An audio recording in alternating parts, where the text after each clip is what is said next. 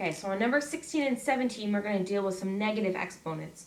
The first thing you want to do when you see a negative exponent is turn it into a positive exponent by moving the term. So in this case, I want to rewrite this to start off as 1 over m to the 5 over 6. Okay? But that fraction exponent represents a radical, and we talked about how we can't leave a radical in the bottom of a fraction. So what I want to do is I want to multiply by something on the top and the bottom so that this exponent becomes a whole number. Because if it's a whole number, it won't be a radical anymore. So you've got to think, well, what can I add to 5 over 6 so that I get to the next whole number? And you always want to go bigger, you never want to go smaller, because we don't want another negative exponent to contend with. So if I do 5 over 6 plus 1 over 6, that would add up to a whole number, okay? So what I'm going to do here is I'm going to multiply the top and bottom by m to the 1/6. Okay, so I'm essentially multiplying by something so that when I add these two exponents, I get a positive whole number. That's my goal, okay? So the numerator is going to just be m to the 1/6. The denominator is m to the 5 over 6 plus 1 over 6. So I'm going to have m to the 1/6 over m to the 1st, okay? And that m to the 1st, I don't have to write that 1 there, okay?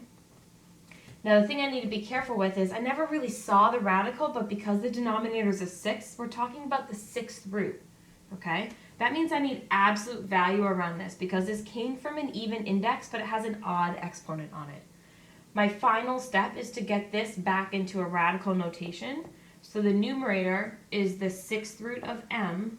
The denominator is the absolute value of m. Okay, so that's example 16. Lots of little details to look out for there. And again, don't stress out if you're still having trouble with the absolute value part. That's not going to make or break your grade here. All right, let's talk about number 17.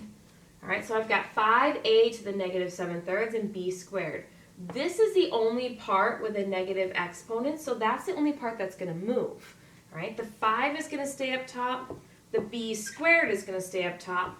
Only the a to the 7/3 moves to the bottom. Okay, but again, that fraction exponent represents a radical, and we can't leave a radical in the bottom of a fraction. So we need to multiply by a to some exponent, and what I do to the bottom, I must also do to the top. The question is, what do I want to add to 7/3 to get to the next whole number? So 7/3 is 2 1/3. If I add 2/3 onto that, I'll get to 9/3, which is 3. So I'm going to multiply by a to the 2/3 here. Okay. Again, because adding those two exponents would get me 9/3, which is a whole number. All right. So up top, I have 5b squared a to the 2/3, and I'm leaving the a at the end because it has a fraction exponent, so this will become a radical. This is not going to be a radical because there's no fraction exponents involved. The denominator is now going to be a to the 9/3, which is just a 3, okay? So up top I have the 5, the b squared. I'm going to convert the a to the 2/3 to radical notation. The index is the 3. The squared goes on the inside. And then the denominator is going to be a cubed. Now that's an odd exponent, but this came from an odd degree. We were talking about a cube root the whole time, so I don't need absolute value in my final answer here. Okay, so there's number 17.